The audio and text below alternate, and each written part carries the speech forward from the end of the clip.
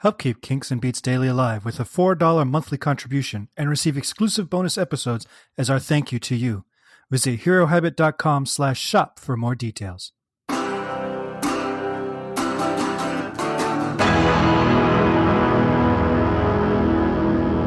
Welcome. Hello. Thank you for downloading. This is episode number 200 of Kinks and Beats Daily. I am your host, as always, Tony Fry.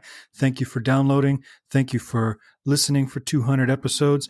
If you're new here, there's quite a lot of back catalog to go through. If you've been with me for a while, thanks for sticking around and enduring these delays in new episodes every now and then. You know, having a baby and a pandemic while trying to do this might have slowed things down a little bit, but we're still committed.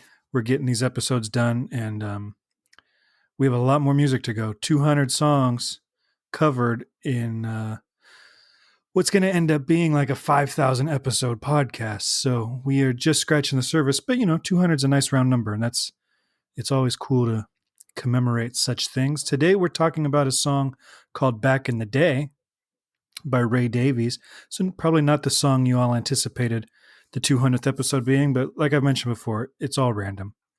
The tune was released June 29th, 2018, so a fairly recent one, on his album Our Country, Americana Act 2. So this was a sequel album.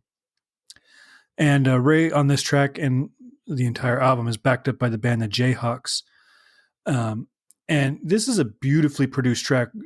Say what you will about the album as a whole, and I'm kind of mixed on it because I think there's some fantastic music, but kind of like the concept albums of the 70s, I do think sometimes it gets a little bit, the flow of the album gets a little bit hampered by, this narrative that Ray's delivering. So, but we'll save that for when I talk about the full album. But say whatever you want, whether you like the songs on it or not, because this is kind of a different style for Ray. The production on this album is phenomenal. I say it a lot. I'm thinking of having t-shirts made. Crank it up loud in your headphones, because there's a lot of acoustic instruments. So acoustic instruments, when they're recorded correctly, already sound good when you're doing a headphone listen. They if they're done, crisp and clean and, well separated in the studio, acoustic stuff is incredible. And this album is just masterfully recorded. I love listening to these tracks, even the ones that I don't particularly care for, just as songs. I love listening to the sound and the feel of this album. This track opens with kind of a 50s style electric guitar intro, which, hints at the lyrical content. And then goes straight into an acoustic blues with some fantastic backing vocals. Everything about this song, vocally, I like Ray's very kind of quiet, subdued vocal. He's kind of doing this back in the day. Dun, dun, right, he's kind of whispering the song almost, and because it's an acoustic driven track, it works. But the backing vocals on this sound incredible too, and it's just a straight 12-bar blues for the first two verses, and then Ray breaks from that 12-bar pattern, and that's just 1 4 1 5 4 1. That it's just very standard. Early rock, all of them were done like this. Not super common for Ray to pull out a 12-bar. As we've discussed before and will continue to discuss, the Kinks and the Beatles have remarkably few just straight-ahead 12-bar songs. For a form that was basically every song that inspired them was a 12-bar blues, they didn't stick to it very often. And he doesn't stick to it here very long either. He kind of goes into a twist and shout kind of breakdown. When they sing the arpeggiated chords. So like he's playing an E chord and he's just singing the notes. E, G sharp, B, D. It's an E7 chord. And then he throws in one little chord in there. And really it's the only chord in the entire song that doesn't belong in the song. And it's exactly when you hear it, you think, well, that's a Ray Davies tune. So it must be a chord he's used a lot, and we'll probably dig more into it, but we'll talk about it in a minute. But there's one chord in there, and that's the hook of the whole song for me. Somehow, this song clocks in at 2 minutes and 41 seconds, but contains enough content to be a 3.5 minute song. You know, you've got a little bridge, you've got a breakdown, you've got a short little guitar solo. I wouldn't mind hearing it longer. So it's got the contents of a much longer song, but still leaves you wanting more. You know, it's not even 3 minutes long, but I kind of want it to be closer to 4 minutes than 3 minutes, which, you know, is a good mark. We could say he should have added another verse or extended the guitar solo, but then you might be thinking, well, this song doesn't work at 3.5 minutes, you know. So I'm reluctant to suggest to anybody lengthen a song. You know, go with your first instinct. But this one's got so much packed into it, and there are so many good little hooks in there that you don't really get tired of it in those 3 minutes. The lyrics of the song touch on a common theme for Ray, focusing mostly on the nostalgia of his youth, but here he's focusing it mostly on like the music and movies that he used to love.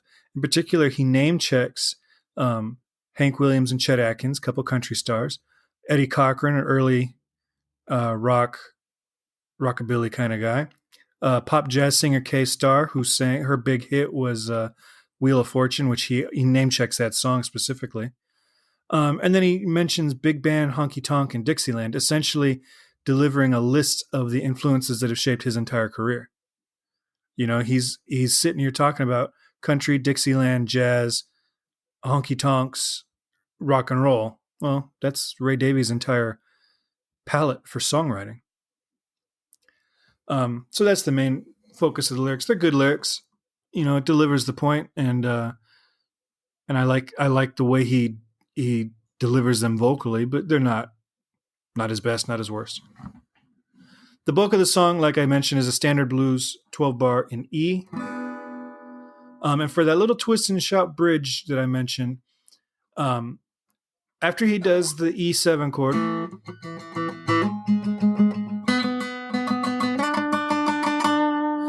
that's just an E, G sharp, B, D, just literally climbing the four notes of that chord.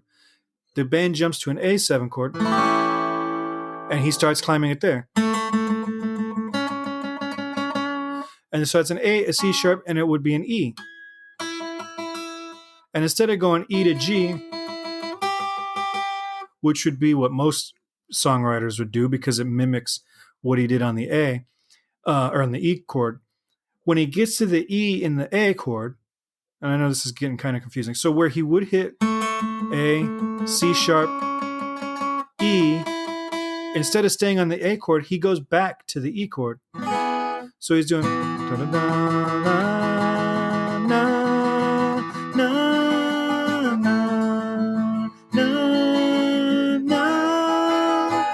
right? So he's on the E, and then he switches, and this is the chord, a C sharp 7.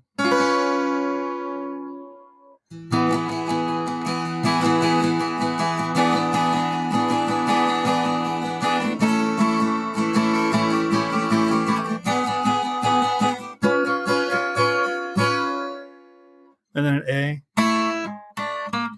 B7, so that's just a 4-5. So what he's doing, he's playing a 1 chord, 4 chord, 1 chord, nothing crazy there. Then a major 6/7 chord, so a dominant 6. That doesn't exist.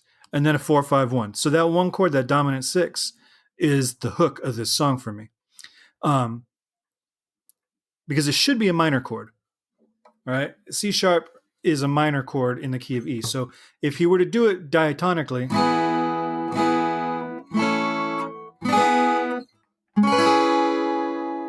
that's still pretty, right?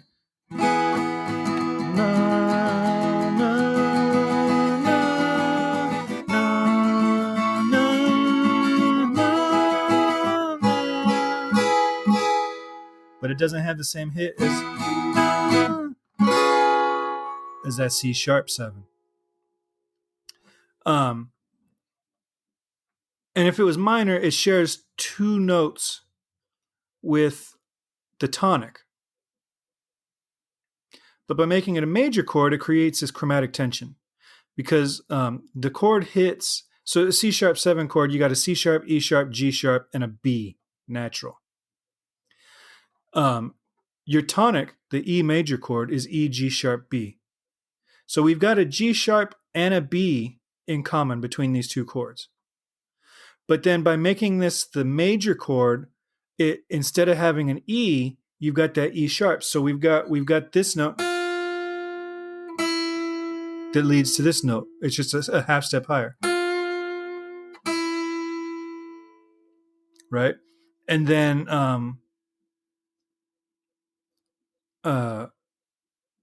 you've got the G sharp, which is part of the tonic chord, so that note stays the same.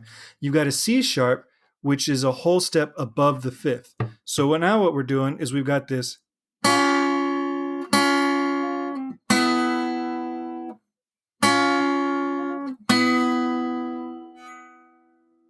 We've got this this chromatic tension instead of having what would it be? Having that kind of constant note there. So that C sharp, that's the interval right there. That C sharp and the E sharp. That's what makes this hook so cool, because that E sharp doesn't belong in this key. And in fact, this whole chord is completely borrowed from nowhere. It just comes from space. And then we've got the seventh on this, which is the B natural, which is also a common tone for the tonic. So now we've got two notes in common with our one chord, and then two notes that are being pulled very close to other tones in the one chord, whether it's a whole step or a half step. And the chord, like I said, it comes from nowhere. I mean, technically, it's the 5 chord of the harmonic minor of F sharp, which is sort of the 2. But to make that argument, you have to make some pretty major changes. Like, you can't call it a 5 of 2, because a 5 of 2 would still be a minor chord. It's only a 5 chord of the relative major to the 2.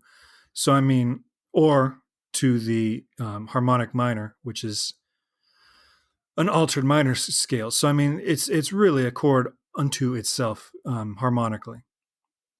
Other than that, it's not much to this song. It's just a well-written piece of American roots music, expertly performed and recorded. I can't stress this enough. The recording sounds fantastic. You have to go listen to it on headphones. If you're not hip to this song, go check it out. This is probably my favorite track off this album, which is, I'm sure, something that I'll make that claim for another song. And I may have already, actually, off of this record, but it's my podcast, and I'm allowed to claim as many favorites as I like. And like I said, I wish it went on just a little bit longer. Then it would be the undisputed favorite, I'm sure. So that's back in the day for our 200th episode. Again, thank you all for sticking with me and enjoying the podcast. If you like it, please leave 5-star rating and review on iTunes so that more people can find it. And if you really like it, consider donating $4 a month just to help us keep the lights on, help us, that costs hosting fees for the podcast, and so there's some recording fees and all that kind of stuff. So, I mean, it helps a ton. And we give you early access to some bonus episodes if you do that. So with that, I bid you farewell. Find me on Facebook, Kingston Beats Daily, the group. Find us on Twitter at Kingston Beats. Email me, call me, whatever you want to do. You can find all the information you need at herohabit.com. All right. Thank you so much. Here's to another 200. Take care.